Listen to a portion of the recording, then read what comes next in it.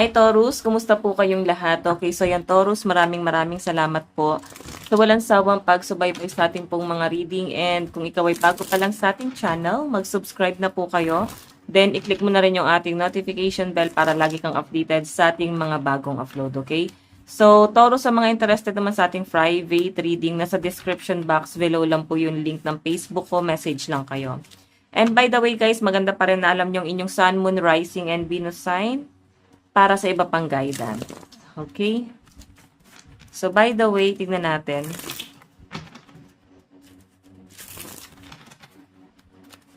Taurus, Sun, Moon, Rising, and Venus sign. Ano ba yung mga possible na ganap sa inyo this week? Taurus, Sun, Moon, Rising, and Venus sign.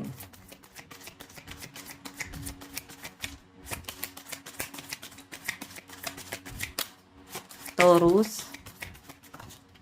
Okay. So, meron tayong the star. Actually, unpredictable lang mga Taurus ngayong week na to ha. Kumbaga parang masyado kayong private. Tapos parang bigla na lang kayong may pasabog. Ganon. Kumbaga tahimik gumalaw ang mga Taurus ngayong week na to. Tapos meron ka palang tinatago dyan. Meron ka pa palang kakaibang pwedeng gawin na pasabog sa ibang tao. Okay? So, ikaw naman siguro dito is wala naman parang patunayan or ipagmalaki para sa kanila or something like that. Pero mas nakikita ko kasi ang mga Taurus ngayong week na to na nandun kayo sa point na nag-ano kayo parang meron kayong something pinagkakitaan siguro na nagiging palaisipan yung ibang tao sa paligid nyo. Parang, ay, paano kaya yung kumikita? So, baka ikaw ay center of attraction ngayong week na to. Baka pag chismisan ka. Okay, kasi meron kang ibang ginagawa eh. Siguro todo gather ka, tapos papaisip yung mga tao. May apam siguro si Taurus. Ganon. Hindi nila alam, private lang talaga kayo. Hindi nila alam, meron kang trabaho. Baka naman work from home lang, tapos kung ano na iniisip nila sa inyo, di ba? So, by the way, tignan natin. Additional message. Okay.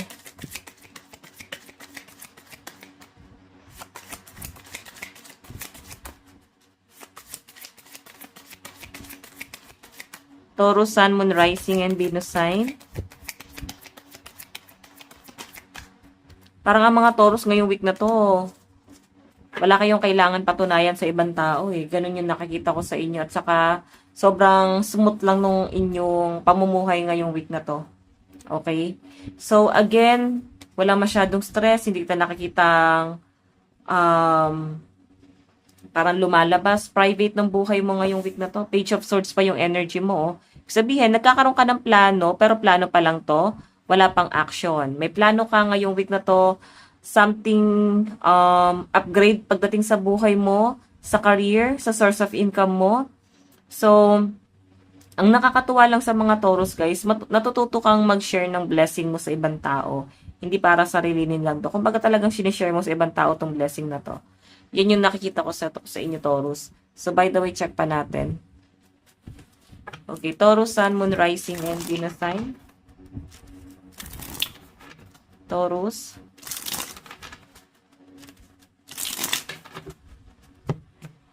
Additional message. Taurus, Sun, Moon, Rising, and Venus sign.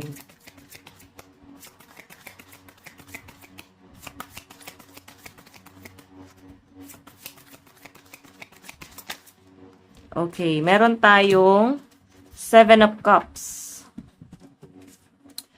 Wow! Alam nyo guys, hindi ka basta-basta nadidistract ngayong week na to, no? Ang daming distraction, ang daming nagkukot ng attention mo ngayong week, pero focus ka lang talaga sa goal mo. Yan yung nasa-sense ko sa mga Taurus. Kumbaga, hindi ka basta-basta madidistract sa mga bagay na to. Kahit tukso pa to, hindi ka basta-basta matutukso dyan sa bagay na yan. Okay? Ang daming, hadlang. Pero talagang ikaw ay focus sa goal mo. Yun ang nakakatuwa sa mga earth sign, no? Pag may sinabi sila, lalo sa Taurus, talagang gagawin nila yon. Okay, as in focus lang talaga sila sa goal nila. Pansin nyo guys, mga earth sign, karamihan sa kanila successful. and sobrang workaholic.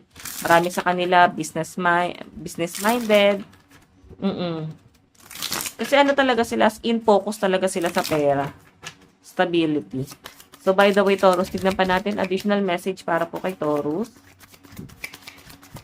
Oops. Meron tayong King of Swords. Nakakatuwa. Kasi ikaw ay minsan na palang na-involve sa gulo. Then, yun yung parang iniiwasan mo. Ayaw masyadong, ayaw masyadong balikan na yung ganong klase ng pamumuhay. Yung sa tingin mo is parang napariwara or naging magulo. Hindi naging maganda rin yung naging kabataan ng mga Taurus as in trauma. And yun yung parang tinatry ng mga Taurus na i-overcome. Tinatry yung i-overcome tong bagay na to. Parang ang daming gulo, struggle na dumarating sa inyo. Pero again, kagaya nga nasabi ko guys, tinatry nyo siyang i-overcome na. Kumbaga, tinatry nyo na wag nang balikan yung bagay na yun hanggat maaari. Nakapokus ka sa mga opportunity, sa mga priority mo, sa mga magagandang dumarating, sa mga blessing. Pero doon sa mga distraction, especially pwedeng maghila sa inyo guys sa maling landas, bisyo, ano pa ba, yung mga bagay na hindi makakatulong sa inyo guys sa future. Pwedeng ayan, I think tawalan ka ng amor or nawalan ka ng interest doon, totally binitawan na to Taurus. Ayan, tama naman yon. Or pwedeng person mo yan guys. Pwede naman guys reverse ng energy. Again, baka may mga cross-watcher tayo nanonood dito sa Taurus, no? Baka mga person yan, Taurus. Taurus, Sun, Moon, Rising, and Venus sign.